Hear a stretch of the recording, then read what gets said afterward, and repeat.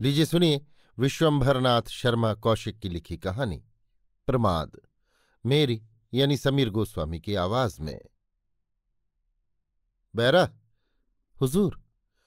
संध्या के 4 बज चुके थे। बंगले के बरामदे में एक 22 वर्षीय महिला नंगे सिर कुर्सी पर बैठी थीं। सिर के बाल अंग्रेजी ढंग के पट्टों की भांति कटे हुए थे। शरीर पर साड़ी जंपर सुशोभित थे और पैरों में ऊंची एड़ी का जूता था। उनके सामने मेज पर चाय की ट्रे रखी हुई थी। प्याला हाथ में था। प्याला ट्रे में रखकर मेज पर रखे हुए तौलिए से ओंठों को छूकर उन्होंने बैरा को पुकारा। बैरा के आने पर उन्होंने कहा, ले जाओ, आज चाय में कड़वाहट कैसी है? चाय तो वही है जो रोज बनती है। बनाने में कुछ कसर रह गई होगी। रोज ही की तरह आज भी बनाई है। ना जाने क्या बात है। इतना कहकर उन्होंने मेज पर रखा हुआ अंग्रेजी अखबार उठा लिया और पढ़ने लगी। थोड़ी देर में बंगले की पोर्च में एक निशब्द कार आकर रुकी। एक सूटेड बूटेड महाशय, जिनकी वयस 35-36 के लगभग होगी, कार से उतरे। ड्राइवर ने द्वार बंद किया। उसकी आवाज सुनकर महिला ने अखबार से दृष्टि उठाकर कार की ओर देखा और आगंतुक को देखकर पुनः अखबार पर दृष्टि जमा ली। आगंतुक आकर महिला के निकट ही कुर्सी पर बैठ गया और बोला, क्या हो रहा है? चाय पी चुकी? महिला अखबार पर दृष्टि जमाए हुए ही बोली, हाँ, तुम्हारी प्रतीक्षा करके अभी अभी पी है। आज तुम्हें देर हो गई?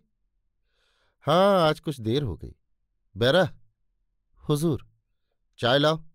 आज तो अखबार में कुछ नहीं है। क्या मतलब? महिला ने माथा सिकोड़कर कहा, कोई खास खबर नहीं है। तो क्या अखबार न पढ़ा जाए? नहीं, मेरा मतलब ये नहीं है। तुम्हारी सदा ऐसी ही उल जुलूल बातें होती हैं। मिल की मैनेजरी कैसे करते हो, यही मुझे आश्चर्य है। पुरुष झेपी हुई हंसी हंसते हुए बोला, मेरे संबंध में तुम्हें कोई आश्चर्य तो है, ये प्रसन्नता की बात है। इसी समय बैरा चाय ले आया। पुरुष चुपचाप चाय पीने लगा। चाय पान से निवृत्त होने पर पुरुष ने बैरा से ट्रे उठा ले जाने को कहा। बैरा के चले जाने पर महिला ने पूछा, चाय कैसी थी? अच्छी थी। क्यों? स्वाद में कुछ अंतर नहीं जान पड़ा? नहीं। क्यों, क्या मामला है?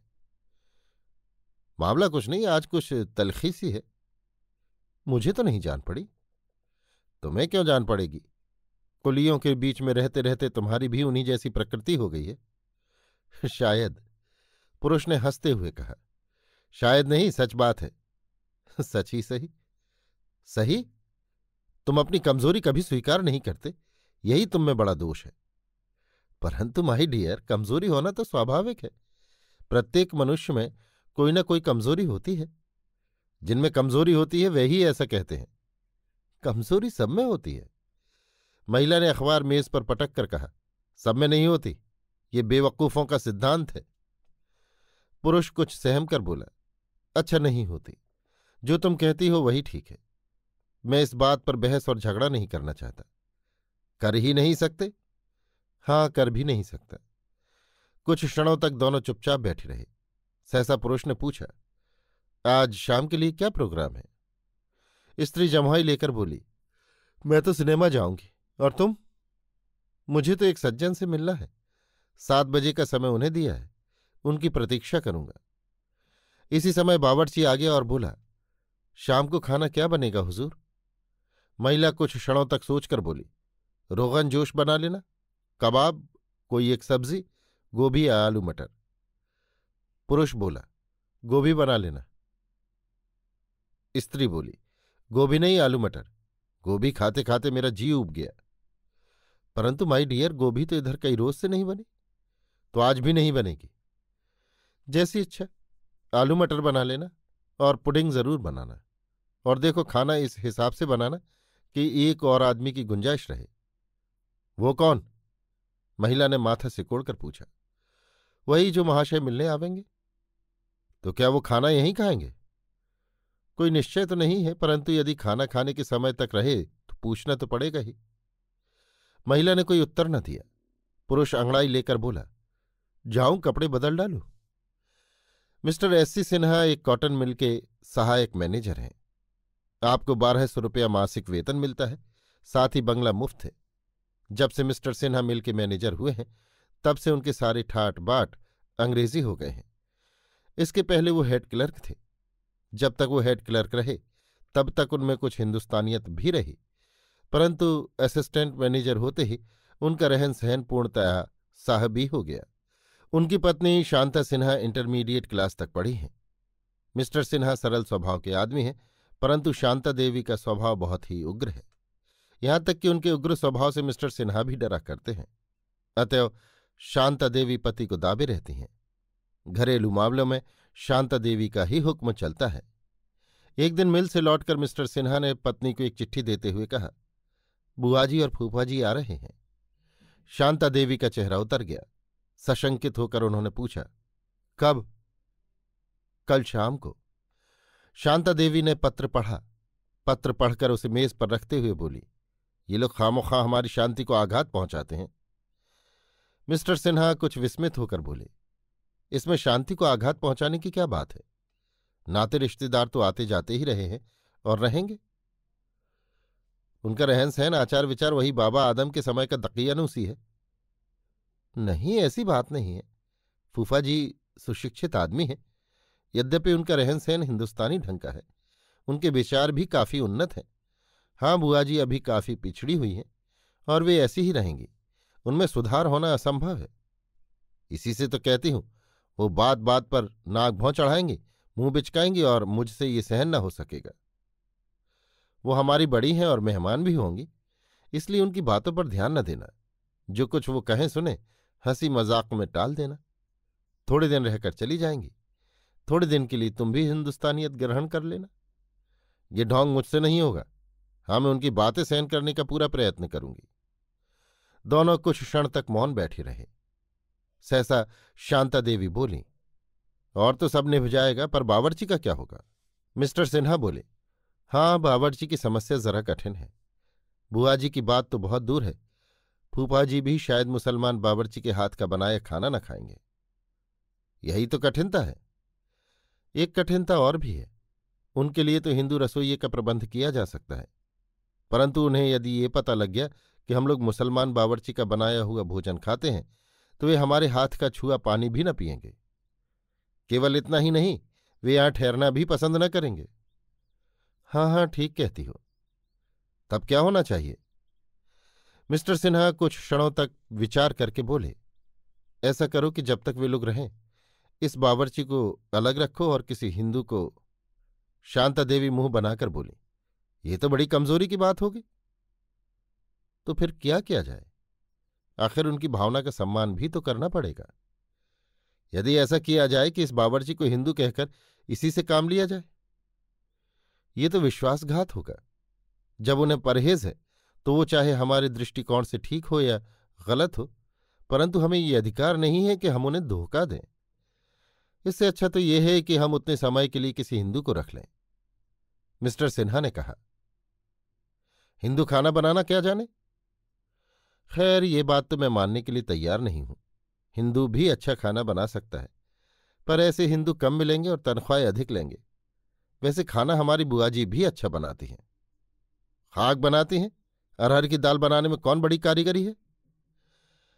कुछ न कुछ कारीगरी तो प्रत्येक चीज बनाने में होती है, परंतु बुआ जी गोश्त भी अच्छा बना लेती हैं। हाँ, कालिया अच्छा बनाती होंगी।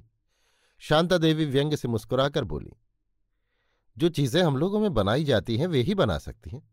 तुम कहो आमलेट बना लें या मुर्ग पुलाव बना लें, कटलेट, मटन चाप, पुडिंग इत्यादि बना लें, तो ये चीजें तो नहीं बना सकती। हाँ, खूब याद आया, आज आमलेट बनवाने चाहिए। बैरा बैरा के आने पर उससे कहा गया, देखो बावर्ची को बोलो कि आमलेट भी बना ले। क्या कहूं, यदि वे एक बार हमारे यहाँ का खाना खा ले तो जन्म भर याद रखें। मेरी तो इच्छा है कि मैं उन्हें खिलाऊं, पर तुम कहते हो कि विश्वासघात होगा। क्या ना होगा? मैं तो ये समझती हूं कि जो गोश्त खाता है उसे हिंदू मुसलमान का परहेज न करना चाहिए। हाँ, जो गोश्त नहीं खाता उसका परहेज करना अनुचित नहीं है। आखिर क्या होना चाहिए? मैं तो समझती हूं कि उन्हें आने दो।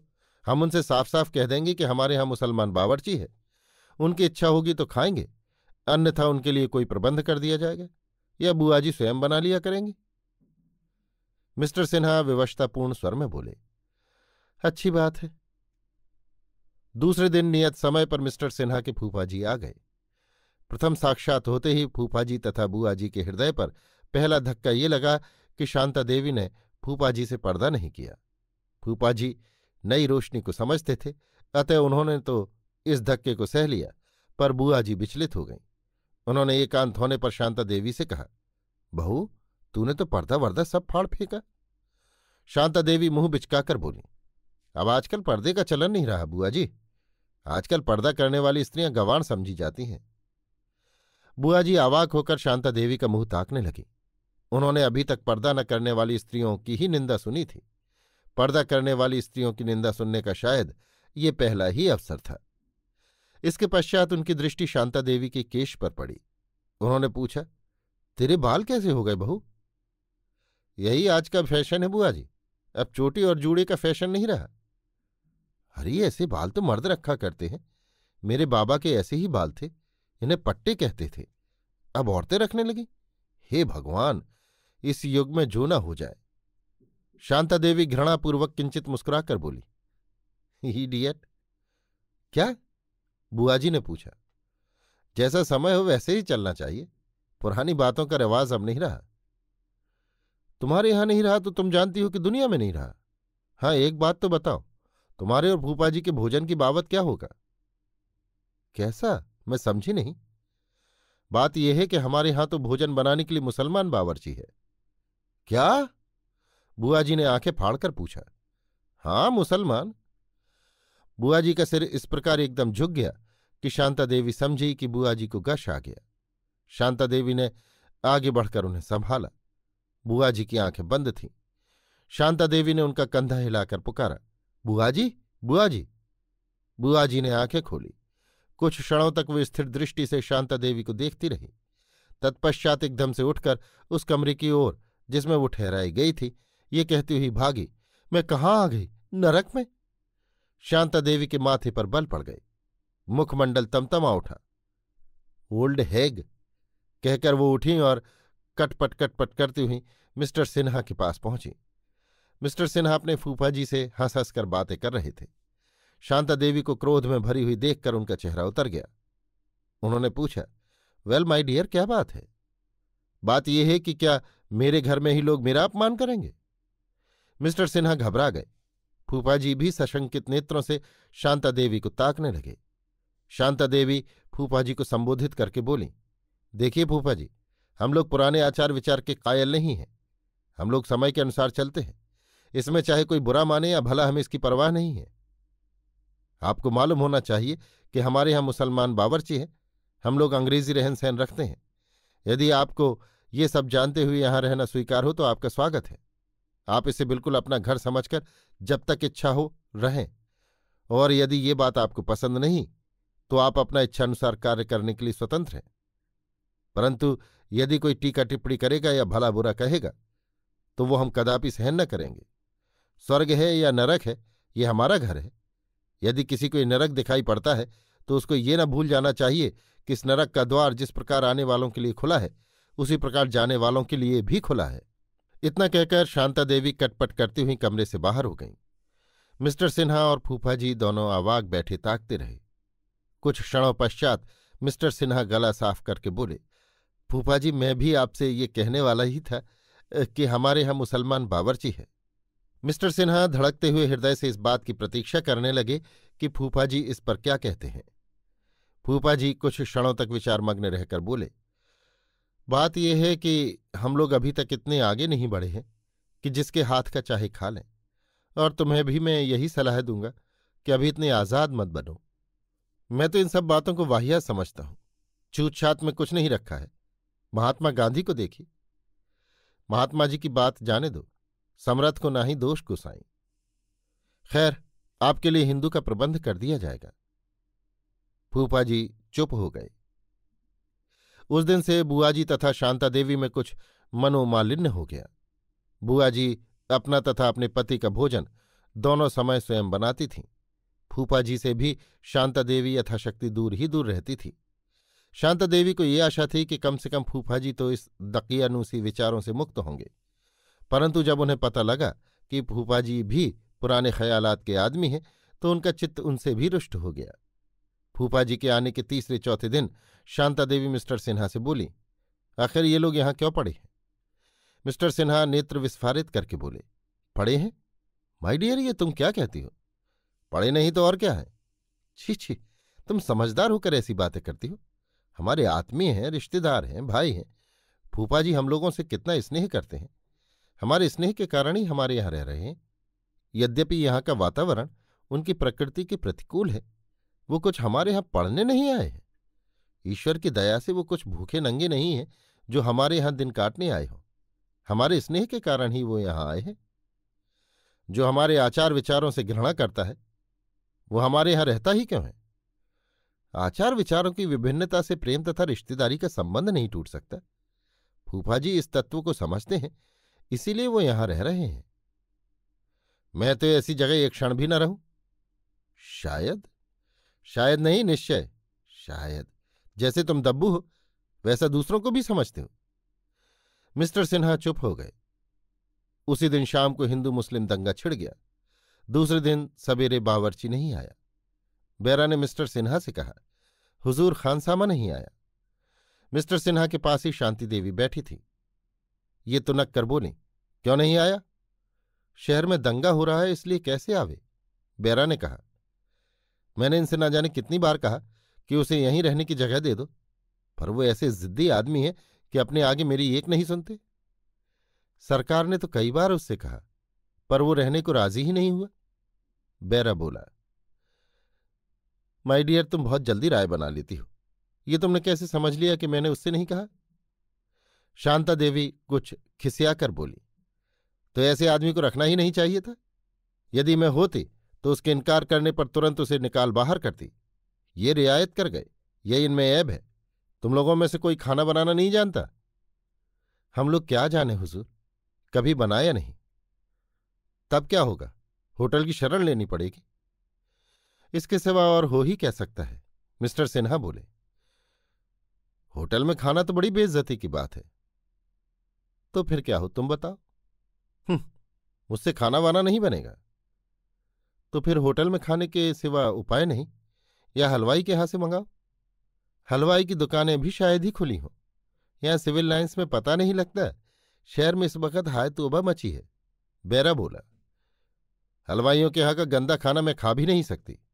शांता देवी मुंह बनाकर बोली, तब तो फिर होटल ही चलना पड़ेगा। शांता देवी चुप रहीं। मिस्टर सिन्हा बेरा से बोले, देखो होटल को फोन कर दो कि 2 आदमियों का खाना तैयार रखें। बेरा चला गया। कुछ क्षणों पश्चात लौटकर बोला, होटल तो बंद है सरकार, वहां कोई नौकर नहीं आया। गोश्त की दुकानें बंद हैं, गोश्त भी नहीं मिल सकता, इसलिए होटल बंद है। अच्छा, दूसरे होटल से पूछो। मिस्टर सिन्हा बोले, वो भी बंद होगा।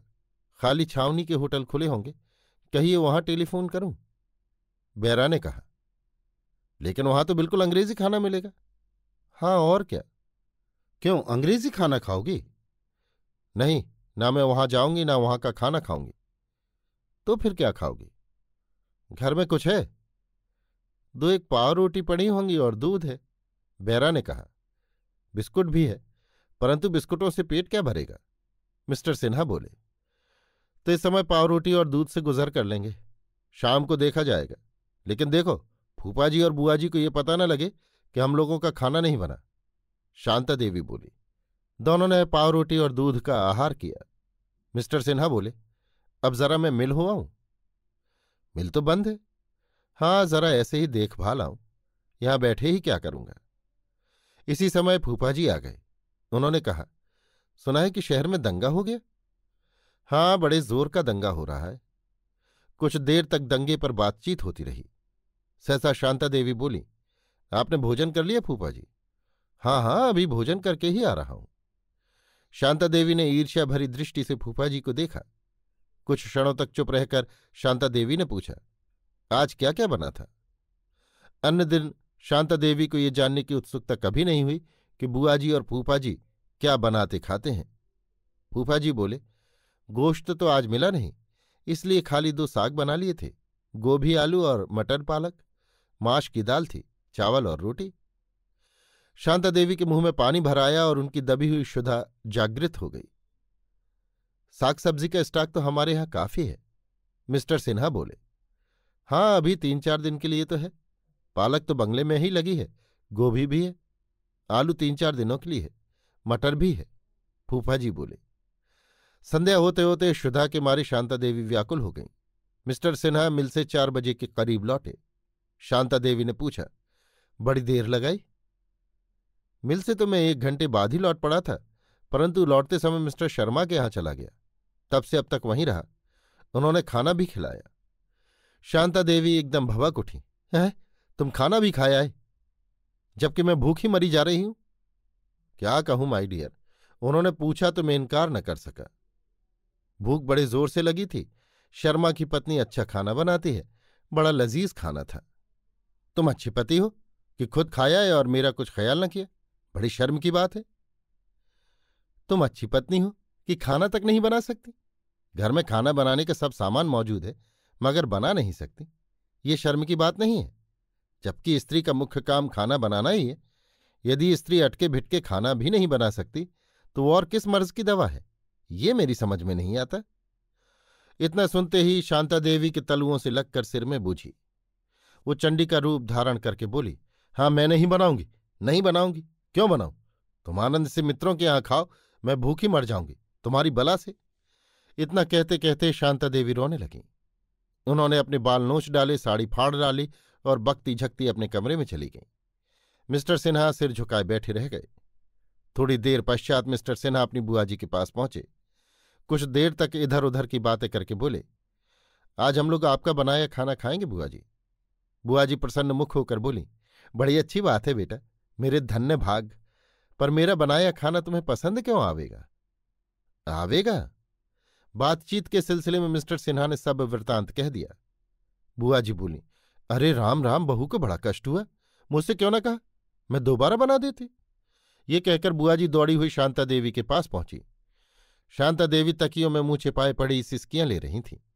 बुआ जी ने उन्हें उठाते हुए कहा, अरे बेटी, तूने मुझसे क्यों नहीं कहा? मैं तो ये समझी कि खा पी लिया होगा। राम राम, ऐसा कोई करता है? घर में ऐसा संकोच नहीं करना चाहिए। शांता देवी बुआ जी की छाती में मुंह लुकाकर खूब रोईं। कुछ भूख, कुछ क्रोध, कुछ लज्जा, इन सब ने मिलकर आंसुओं का बांध तोड़ दिया। शांता देवी का सारा घमंड, सारी ऐंठ, सारी शेखी शान आंखों की राह बह गई। संध्या समय जब शांता देवी बुआ जी का बनाया भोजन करके उठी तो बोली, ऐसा स्वादिष्ट भोजन कभी नहीं किया, ऐसे बढ़िया पराठे तो हमारा बावर्ची भी नहीं बना सकता। फूफा जी बोले, बावर्ची तुम्हारा खाक जानता है? हाँ, अंडे, मुर्गी या 2-1 अंग्रेजी चीजें अच्छी बना लेता होगा, हम लोगों का खाना बनाना वो क्या जाने। अच्छा, तो कल सुबह मैं बनाऊंगी बुआ जी, लेकिन तुम बताती जाना। इधर 5-6 वर्षों से कुछ भी नहीं बनाया, इसलिए अभ्यास छूट गया। शांता देवी बड़े प्रेम से बोली, हाँ हाँ, तुम ही बनाना। तुम्हें अपने हाथ से बनाने का शौक पड़ जाए तो फिर तुम किसी दूसरे का बनाए पसंद ही ना करो। मुझे तो अपने हाथ का बनाया ही अच्छा लगता है, और तुम्हारे फूफा जी का भी चित्त मेरे ही बनाए खाने से भरता है। बुआ जी 1 मास के लगभग रहीं। इतने दिनों में उन्होंने शांता देवी को भोजन बनाने में प्रवीण कर दिया। अब आजकल शांता देवी अपना भोजन स्वयं ही बनाती हैं। मिस्टर सिन्हा की मंडली में ये बात प्रसिद्ध है कि मिसेस सिन्हा बहुत बढ़िया भोजन बनाती हैं। मिस्टर सिन्हा को इस बात पर बड़ा गर्व है, और शांता देवी तो अपने को साक्षात अन्नपूर्णा ही समझती हैं।